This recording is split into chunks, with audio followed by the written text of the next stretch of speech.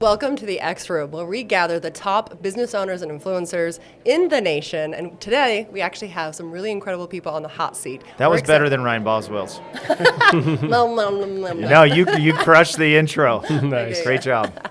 We can try it again. You want me to try it again? No. Seriously. Oh, that was good. that was good? And keep all the stuff in there. I thought it was Don't great cut too. that out. See, these guys are fine. Right, These are the lowest two maintenance guys there is. They're great. Wait, was that an He's chill. insult? He's chill. I'm going to be more high maintenance. So then I'll his say, GQC. welcome Mike Allen and John Moore, right? That's the next thing? Okay. Okay. So we actually, on this podcast, ask 3 questions. Okay. So we put you on the hot seat. We're going to ask you the highest of high, your lowest of low, and some type of impact that you've made. Okay? Give us one big thing that you could leave us with. Is that fair? We're going to take turns probably because we want to hear from Michael and John on this. Yeah. Okay. And let me just add a little bit of personal experience with these guys. I've now done events with them. One of the events we did is they have a Here Brotherhood app. So anyone watching this needs to get the app and engage with Brotherhood. They're amazing. And they do live events and live meetups, and they're making an incredible impact on men. One of the events we did together, we promoted an event with a polar plunge in a river, literally in the wild kind of polar plunge. And this was a next level experience where they had a sponsor bring in a big trailer that was the sauna. The mobile sauna. Oh I mean, my mobile gosh, sauna. that's awesome. And, I wasn't sure if we'd have 20, 15, 20 people. I helped them promote, and I think we had 75 to 100 people. Yeah. show up. Almost 100. Yes. And It's all of insane. you, picture all these men shirtless, walking into this Into the arm in freezing arm, cold into water. The freezing cold water. It was an incredible. This isn't like a summer activity. This was This was the winter cold plunge. Yes. Cold water, plunge. Yes. rushing water. Yeah. A bunch of psycho people coming together. That psycho in a good way. So I Yeah. just love it that they make such an impact, and the events we've done together have already, for me personally, mental health and everything else has been a great impact in my life, and also the people that we brought.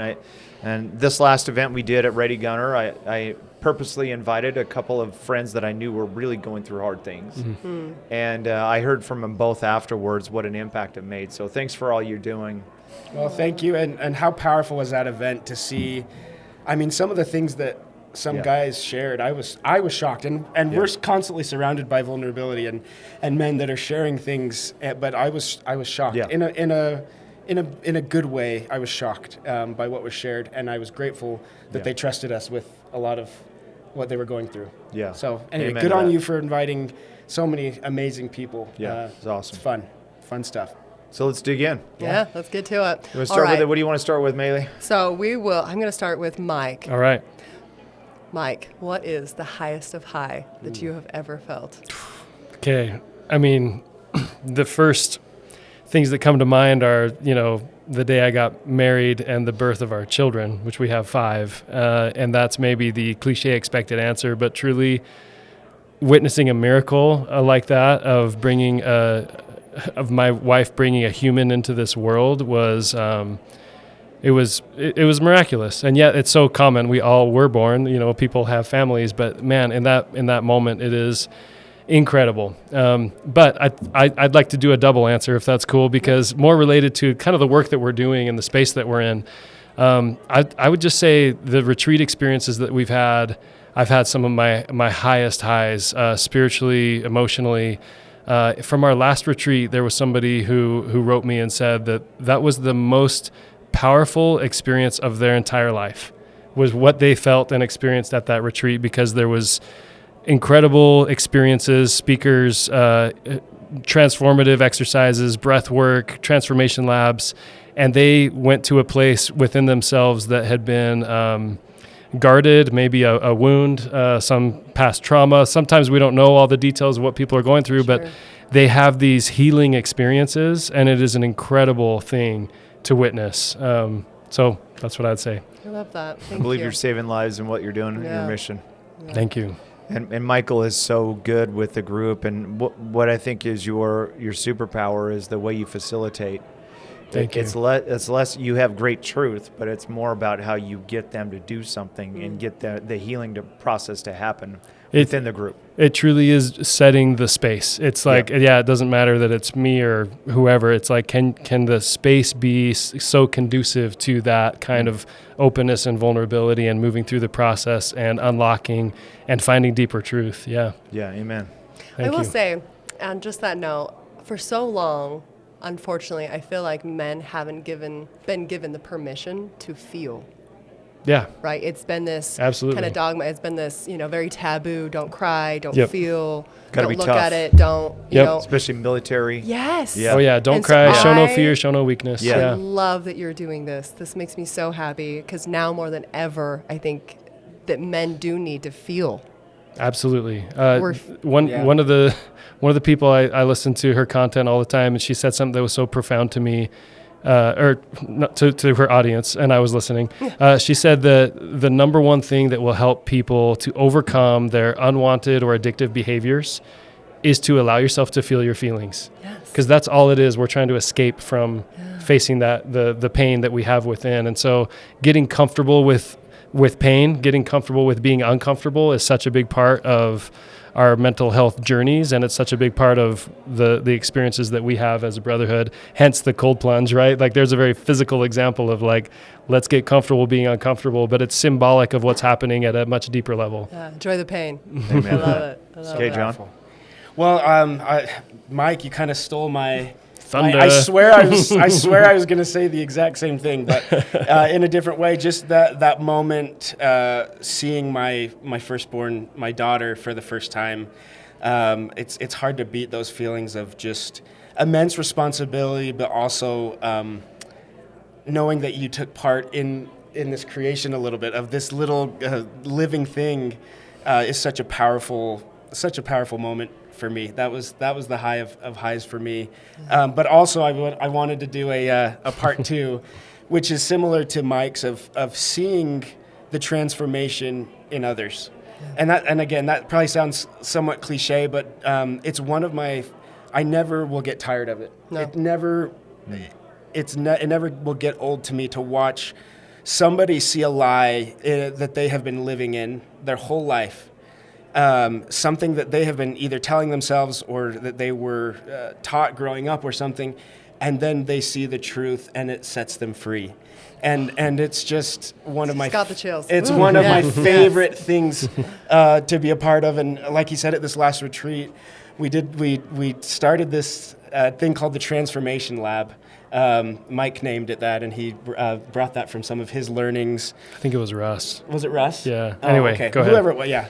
Anyway, and it's just this idea that of almost immediate transformation and getting into these safe spaces. But we have a friend, Mark Smith, Mark America Smith. You probably I think had met. was he at one of the things? No, he was on our podcast recently. Okay. A big guy on LinkedIn. Anyway, he talks about danger in safe spaces.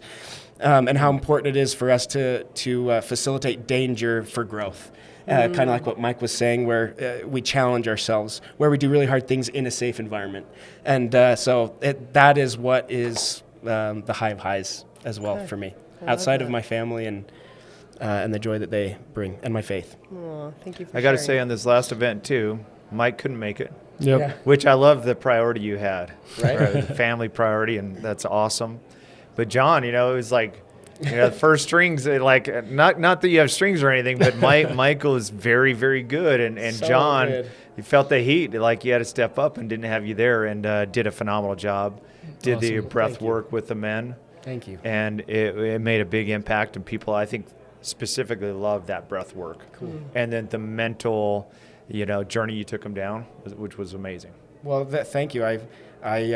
That was a nerve-wracking night for me because I am constantly looking up to Mike and learning from him and from others, and so it was. I'm glad that my first go as quarterback for a minute. Yeah. There, that it. I told that Mike, I he's threw like, a he few represented well. passes. Yeah, brought the A Yeah, he game. did really Yeah. good. Had Brought a his few A game. touchdowns. That's awesome.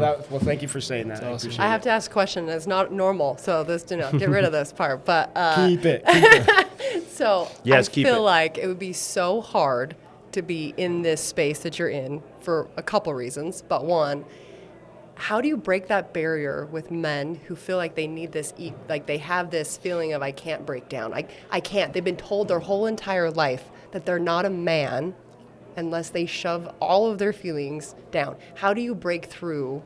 Because so I had my ex-husband, and he was very much macho, right? Very much like, don't talk about anything, don't say anything, like, you know, and he's raising our, you know, my son like that. But luckily, my new wonderful husband, he's the complete opposite. He's very much more in tune with, you know, his feelings. And it's so beautiful, right? As a woman, that's what we want. We want connection. We want the ability to share each other's love. But it's so, like, how do you get a man to say, yes, I'll start breathing differently? How do you get a man to be like, yes, I'm going to actually choose to breathe differently? Yeah. Ooh, that's Maybe we beautiful. make that for the next. That question is brilliant, and so we need to keep. We'll make that the second question in the deal Sure. because it was so good. Okay. We need to keep that in there for sure Okay. because it was a great question. Okay. I was gonna say I have a short answer. Yeah, please. If it show them. Yeah. That's been the You have biggest to thing. model is it. you have to show them how, because they might not have had it modeled before by a masculine figure before, and so that's why I started opening up, is because I saw masculinity doing that. And my father was he was good at that in many ways. But in the professional world, as I stepped into it on my own without my dad or my brothers, seeing that outside of my home, I needed to see that to make it okay for me to do that. So showing them. Yeah. Thank you for giving them permission. It's amazing. Yeah, I think it's also creating the environment and the space and setting the tone that allows people to start to feel like this is where I can be real. This is where I can be vulnerable and open up and feel safe in that space. That's kind of the danger in the safe space. Like, it feels dangerous to step into, I'm going to speak to my vulnerabilities, I'm going to speak to my weakness. But when it's in a container where we have, as brothers, stepped into there with this intention and with this purpose, I'll even sometimes go around the group and have everybody say, like, I'm not here to judge, right? Like, let's just all say that. It's like we cast a spell over that that room, you know? It's actually really powerful when we do that. It sounds weird, but to everybody say that, it's like that. It's just the way they realize they're not alone. That sets Exactly. the intention Yeah. for the space. And then leading by example. You know, we step into these men's circles, and often we're the first ones to open up and share, and we model it in that way, and it gives everyone permission to go, oh, okay, yeah, I can go there. I can talk about this. And what we found is that more often than not, men are more than willing to open up if the conditions are right. Sure. You know, and I think that's the biggest thing. It's like creating those spaces. There are plenty of places where we're like, no way I'm going to talk about X, Y, or Z, right? Sure. But in a setting like that, we found that there's sort of a stigma like, oh, men just don't want to talk, you know, or like, oh, men are going to, you know, connect in different ways. Actually, like, we challenge that. you know, I think like men actually do want to talk. They just need the right format and have it modeled and the right setting. And we've seen incredible things happen when men are open and vulnerable and realize they're not alone in their struggle. That's the most common thing. And it's emotional, and it's powerful, and it's bonding, and it's just awesome. Absolute honor to have you both. Thanks for the impact. I think people are watching this can feel your sincerity and your authenticity. You guys demonstrate it. You set the example, and you're making an impact. I really believe you're saving lives. Thank you. It's an honor to work with you and promote with you and be on your journey. So make sure you go to Here Brotherhood. You follow these guys, download the app, and engage. You want to bring us home, Maylee? Sure. You have been watching The X Room, and we are excited to see you on the next one.